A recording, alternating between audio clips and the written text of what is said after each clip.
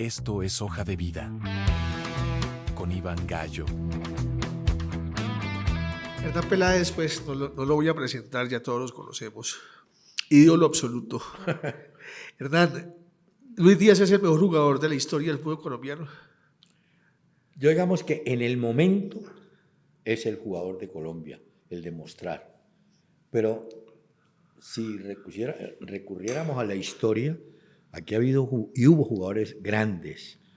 Yo le podría mencionar, por decir algo, Turrón Álvarez, pero el gran jugador de los años 70 hacia acá, para mí fue Willington Ortiz, de los 70 para acá.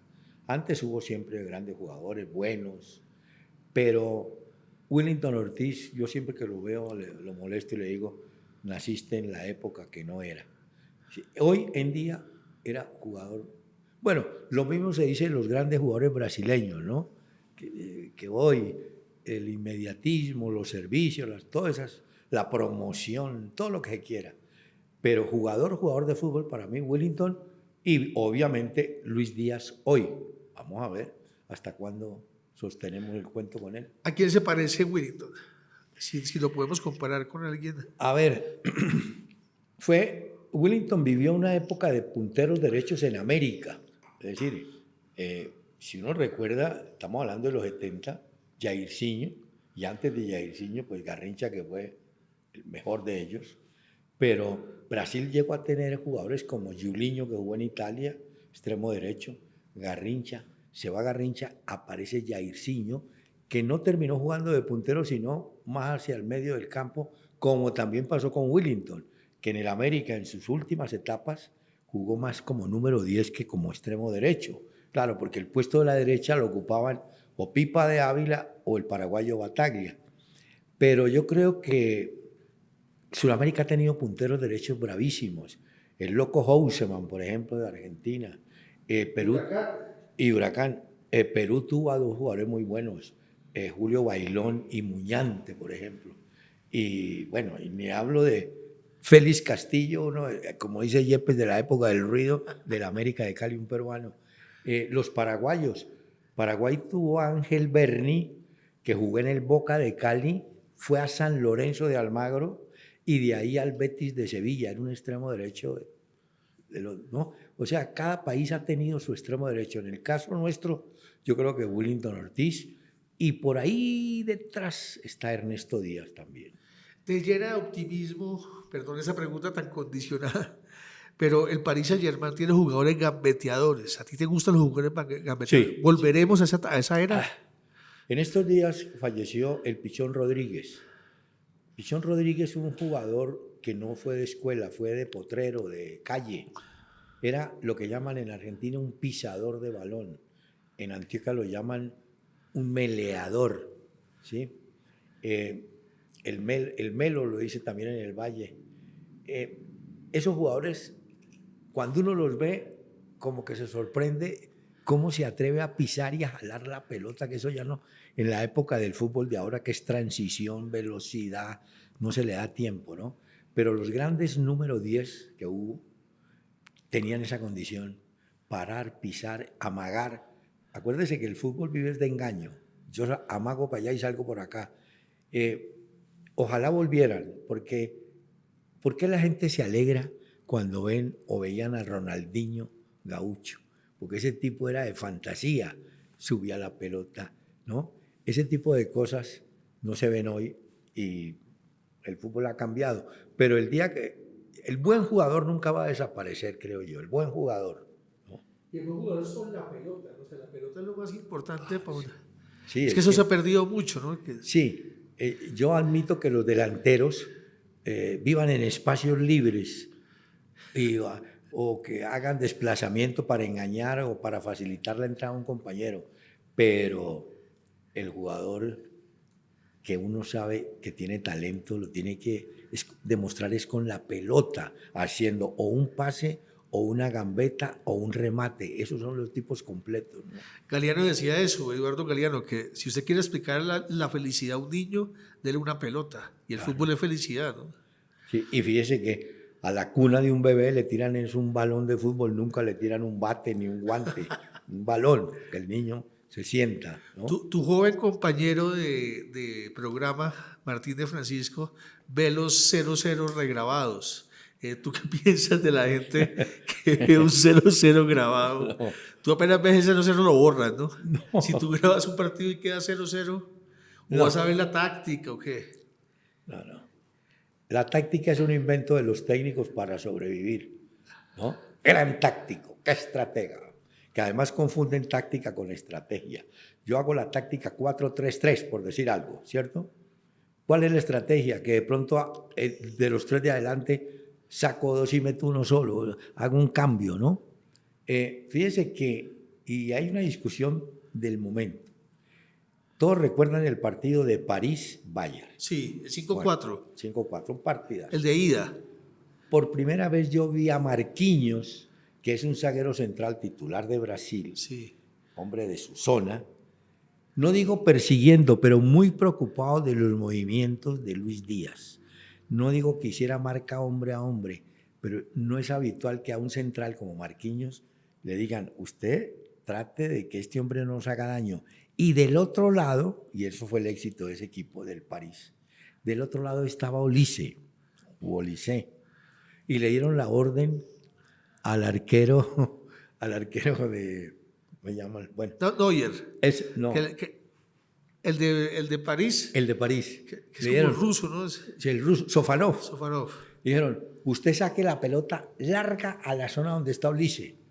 Y uno decía, pero ¿y la pierde cada vez que la sacan eso? No pasa nada. No, lo que quería era que Olise en esa zona nunca recibiera con tranquilidad, porque la pelota venía, lo marcaba uno, estaba otro, entonces no le dieron espacio, no le dieron salida. Entonces él neutraliza a Olise y le dice a Marquinhos, usted me responde por Luis Díaz. Esas son estrategias de ese equipo, ¿no? Que entre otras, si usted ve la formación de la selección francesa, y nos adelantamos un poco, yo creo que es una de las grandes, si no la más favorita para el Mundial, teniendo el equipo que tiene, ¿no? Ahora, falta ver. Hernán, tú eres un gran admirador del fútbol brasilero y en Colombia, pues cuando no iba a Colombia al Mundial, uno apostaba por Brasil siempre. Sin embargo, Pedernera en el 62, Peckerman en los 2000 y Lorenzo ahora, ni hablar pues de la influencia de Bilardo y Subeldía, porque el fútbol colombiano, aunque es hijo del argentino, se parece más al brasilero. Yo diría que quiere parecerse al brasilero, pero nosotros nos nutrimos del fútbol de Argentina, eso es innegable, y hablo del 50 para acá. El jugador argentino, han venido de todo tipo, ¿no? Buenos, regulares, en fin, pero en general el futbolista argentino tiene, superando al brasileño en algo, tiene un espíritu de superación.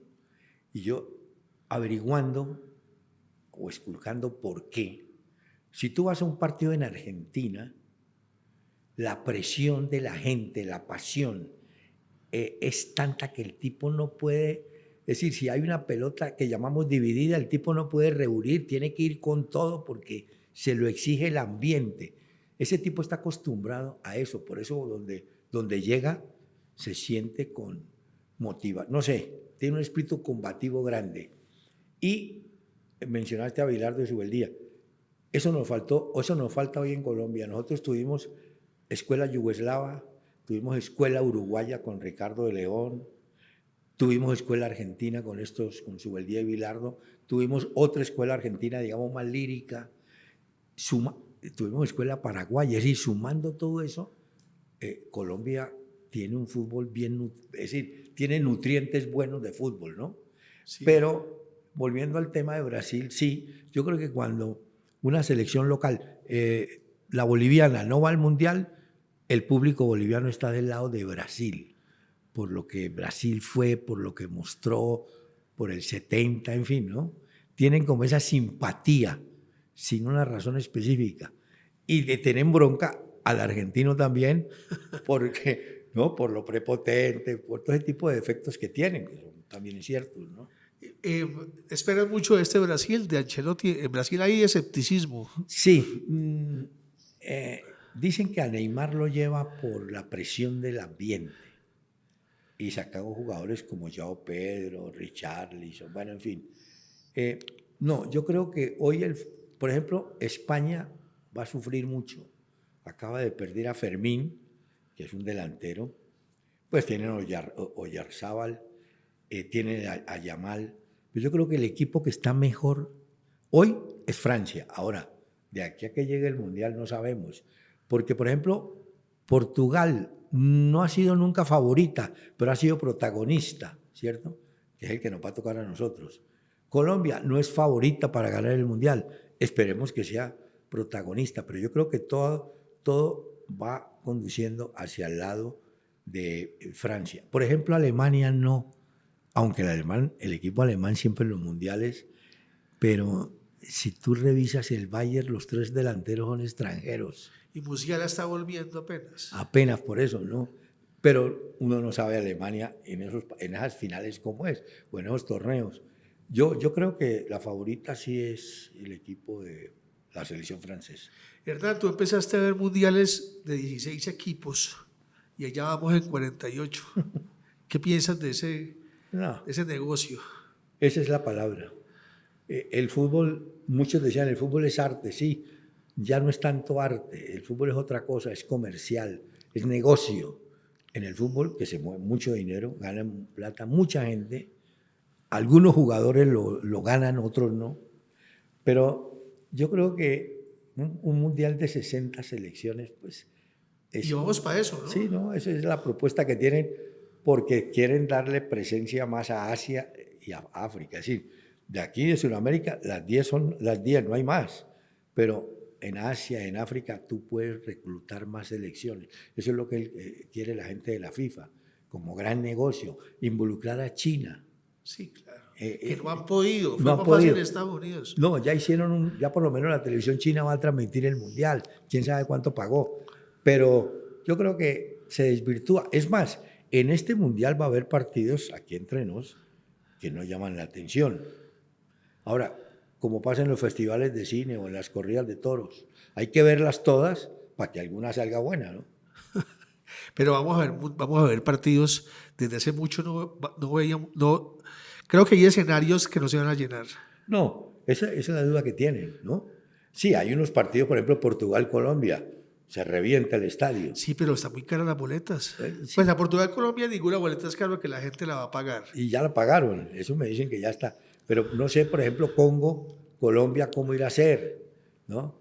Pero hay otros grupos donde uno dice... No, y que en Canadá no se ha vendido nada.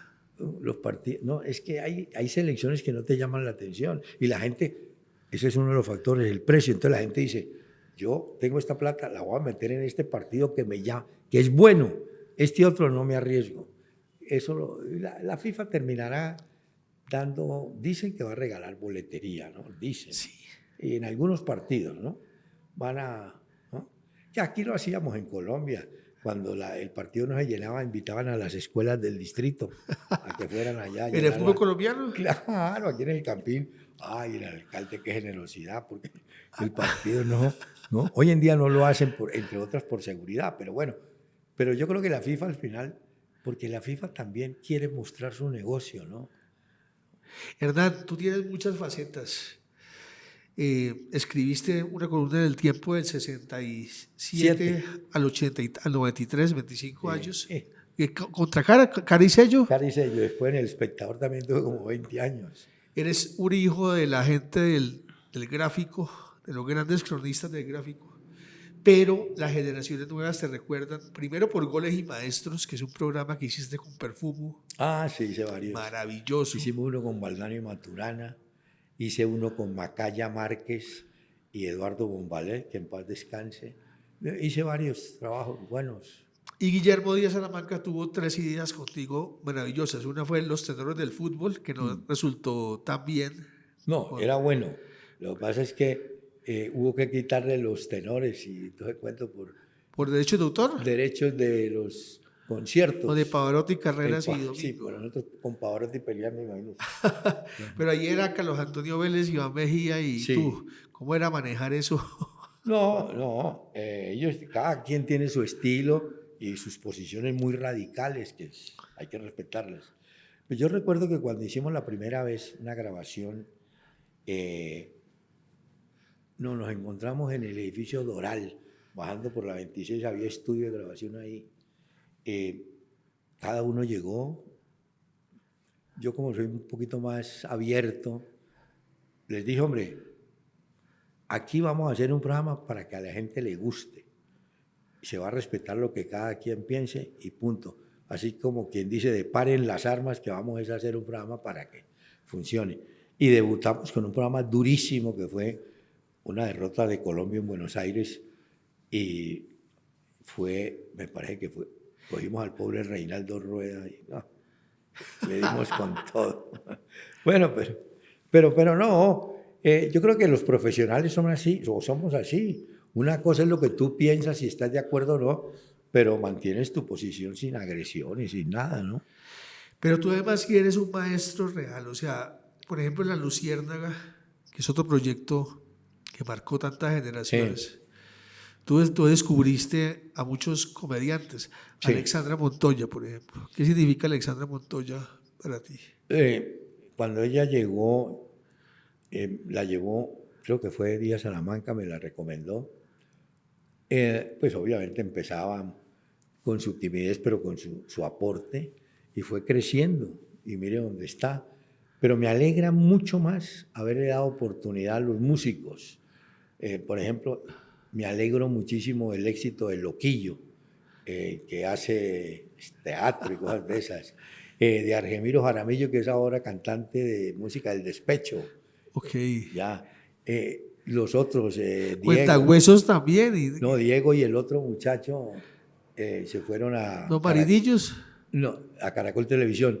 De los Marinillos uno se fue a vivir a Estados Unidos, volvió creo, Griots, Carvajal, o sea, todos, y eso se lo aprendí yo en el fondo a Yamid. Yo trabajé mucho tiempo con Yamid, desde el año 65, trabajamos en Unión Radio. Y Yamid siempre me decía, a la gente hay que darle la oportunidad. Si es buena la persona, pues en su trabajo, que siga. Si no, se va a un lado. Y así fue, siempre.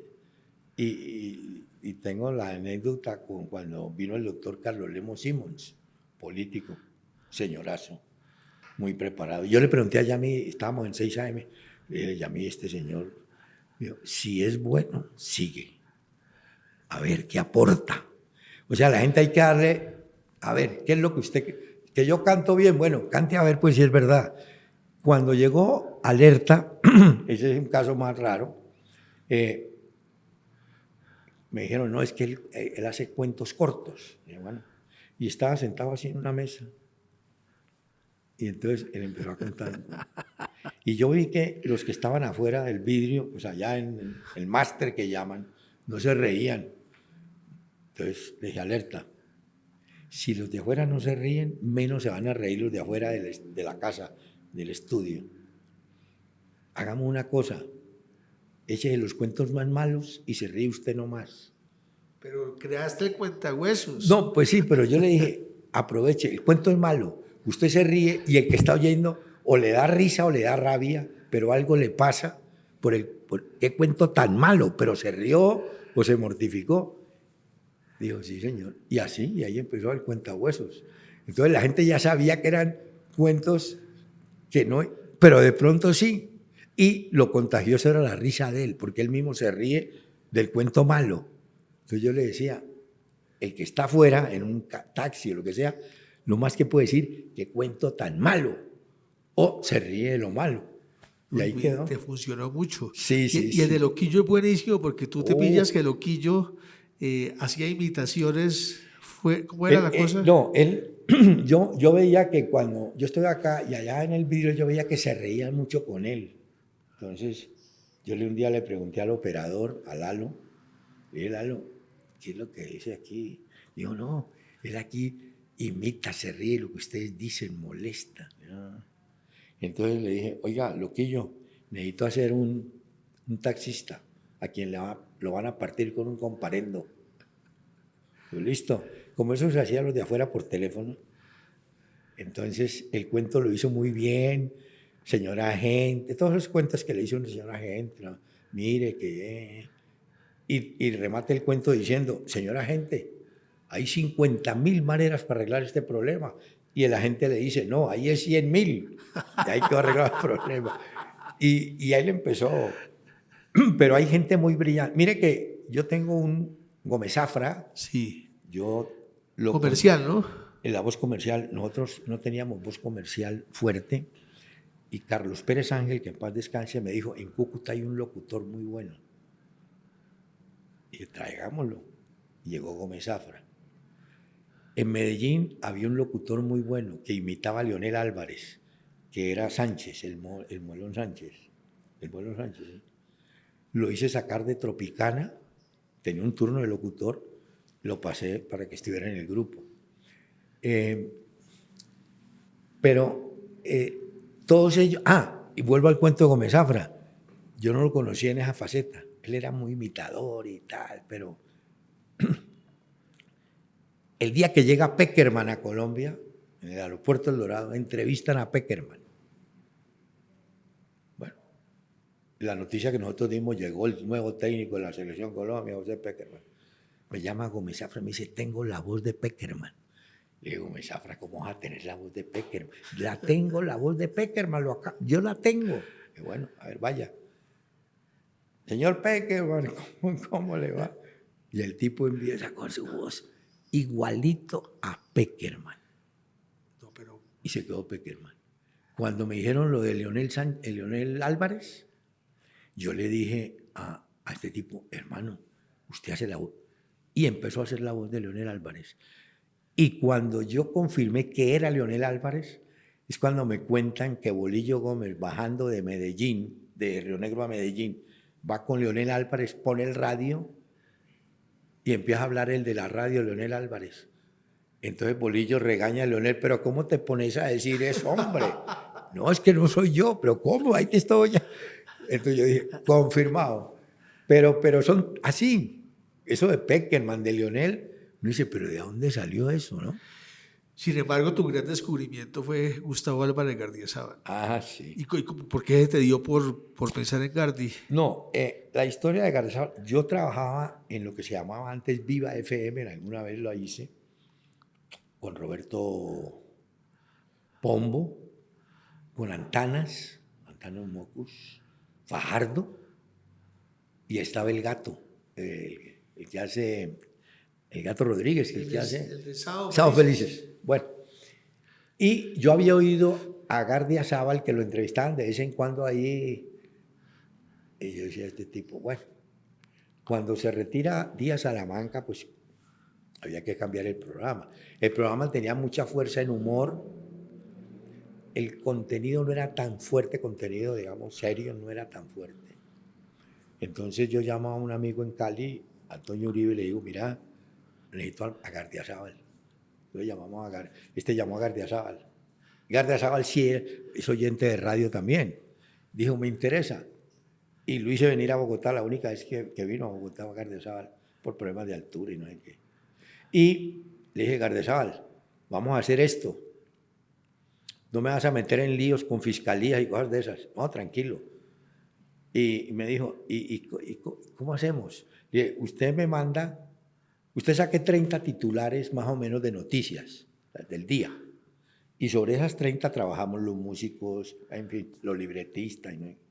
Primer día me mandó 60. Le dije, Gardiazabal, ponete serio, dejas mismo 60, edita y saca 20 nomás. Y así empezó. Y mire, durante 9 años que trabajé con él, nunca tuvimos un problema con fiscalías ni cosas de esas. Y nos chuzaban los teléfonos y nosotros sabíamos cuándo chuzaban. Sí te llamó Fabio Echeverry. Ah, Esa es buenísima. el cuento de Fabio Echeverry. Era el duro del gobierno. Qué miedo, que mi Benedetti no. Fabio Echeverry me llamó. Y entonces llego a la casa y me dice mi mujer, vea, lo ha estado llamando Fabio Echeverry como 3 o 4 veces. Y yo, ay, ¿qué diríamos? Llamé a Gardiazabal. ¿Gardiazabal qué? ¿Qué varillazo le metimos al gobierno hoy o qué? Me dijo, nada. No, nada. 7:30. Don Fabio, ¿qué hubo, hombre? Porque él hablaba así, ¿qué hubo, hombre? ¿Cómo le va? Y viene Fabio, que me ha estado llamando. Sí, hombre, es que no puede ser. Y dije, uy, aquí viene el golpe. ¿Qué le pasó? Dígame, hombre, ¿usted dónde consiguió esa canción de Daniel Santos, Panamá me tombé? Le dije, no, es que yo la tengo. No, pero yo no la tengo, ¿qué hago? Porque él era, yo no sabía, era un aficionado. Alguna vez fui a visitarlo y me mostró el computador de él. Tenía música, toda la que usted quiera. Le tuve que mandar, me acuerdo, porque me la pidió Los Trovadores de Cuyo, que no la tenía. Un CD de Los Trovadores de Cuyo. Pero qué susto cuando me dijo. Le dije, no, hombre, siquiera. No, yo le mandé Panamá me tomé porque él no la tenía. De esas cosas rarísimas. Mire que lo llame un tipo a uno de ese no y él ese cargo. ¿Verdad? Y me acuerdo que en esa época uno se montaba un taxi y estaba sonando la luciérnaga. Los taxistas fueron fundamentales, Sí. incluso como fuentes, ¿no? Sí, claro.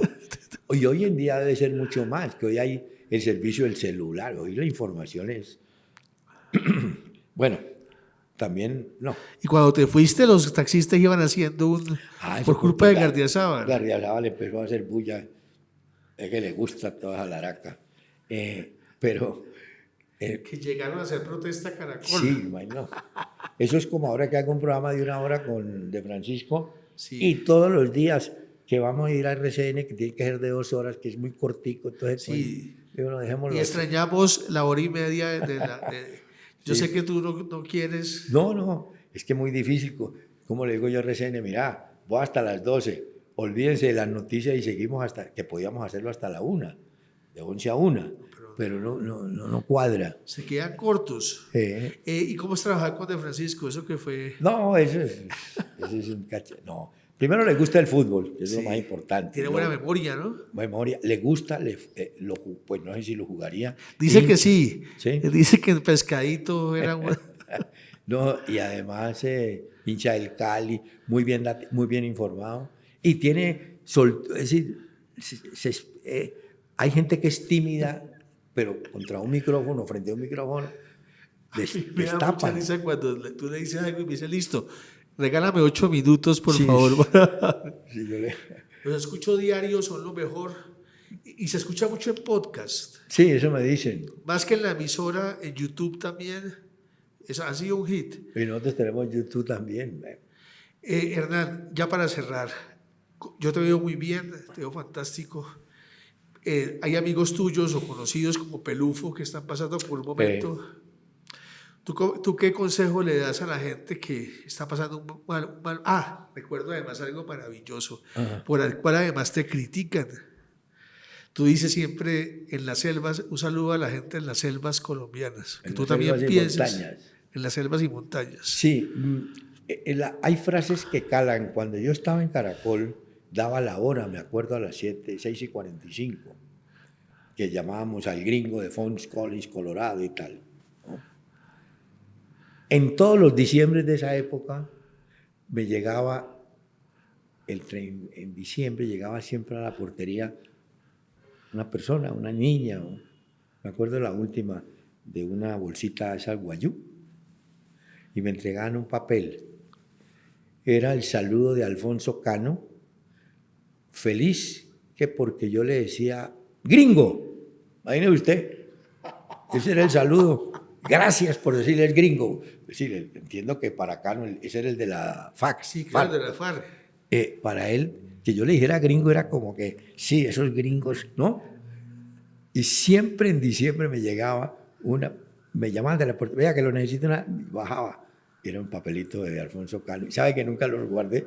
Bueno, pero no es que es para mostrarle. Y otra vez, hace poco, en este sitio, hay un conductor que fue del ejército.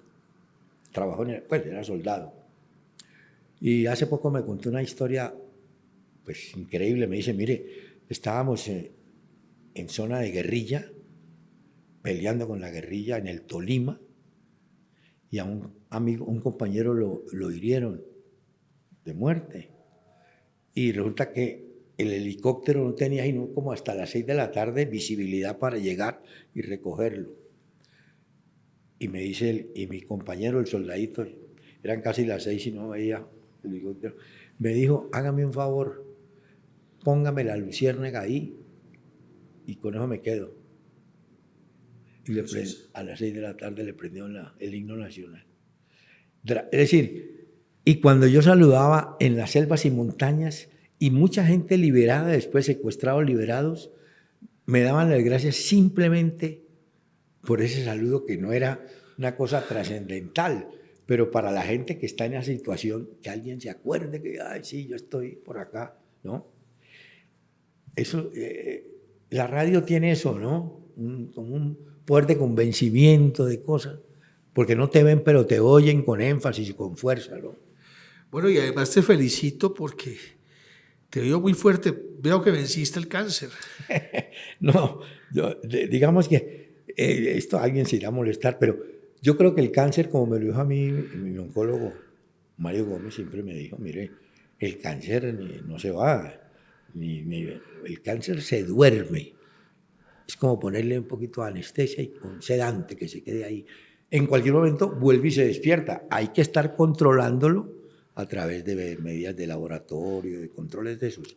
Pero yo le diría a las personas que están en esta situación, y muchos no los conozco, muchas personas me llaman, mire que me dijeron que, porque yo tengo un santo, San Charbel, y yo les digo, mire, simplemente aquí en la cabeza está mucha de la recuperación de la persona, porque si usted se deprime, todo su entorno familiar se hunde con usted, ¿sí? Se contagia.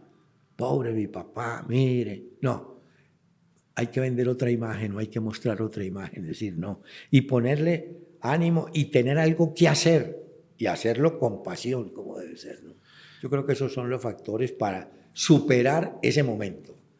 Bueno, Hernán, te dejamos. Me alegra mucho que no duermas. ¿Cuánto estás durmiendo? Oh, 3, 4 horas. ¿Para qué más, no? Sí, no, ya O sea, habrá tiempo de dormir más allá. Y ahora preparar el programa con De Francisco. Tú lo empiezas a preparar muy temprano. Sí, sí, porque hay noticias que cada segundo están saliendo y cambiando, ¿no? Sí. Entonces, por ejemplo, que se va a Guardiola y que llega Maresca. ¿Y cuándo llega Maresca? Y que no sé qué. ¿Y por qué Maresca? Porque fue compañero de Guardiola en un trabajo, ¿no? No, ahí estaremos. Y ya la última, ¿cómo ves a Colombia para el Mundial? ¿Nos ilusionamos? ¿No? Bueno, la ilusión siempre la tenemos. Yo creo que hay que decirlo, el primer partido es el clave. Así como perdimos en el 94, que éramos los chachos de la película, ese fue el golpe más duro. Yo creo que el primer partido es el que nos da la pauta, pero equipo tenemos. Si este tipo, parece que es muy previsible, ¿no? Uno ya sabe cómo va a ser. Lo mismo dirán los rivales, ¿no? O los técnicos contrarios. No, ya sabemos que va Lucho Díaz y que va Arias y que va James. Eso lo tenemos ellos, nosotros, todos. Yo creo que como nos vaya en el primero podemos creer que avance, pero imposible que no entremos, que no avancemos en ese grupo, porque para nosotros el partido bravísimo es el de Portugal. Pero es el cierre. Ese es el que queremos ganar, Sí. pero es que hay que ganarle a Uzbekistán y hay que ganarle al Congo. Por eso te digo, el primer partido nos da la pauta. Es Hernán Peláez. Muchas gracias, Hernán. No, hombre.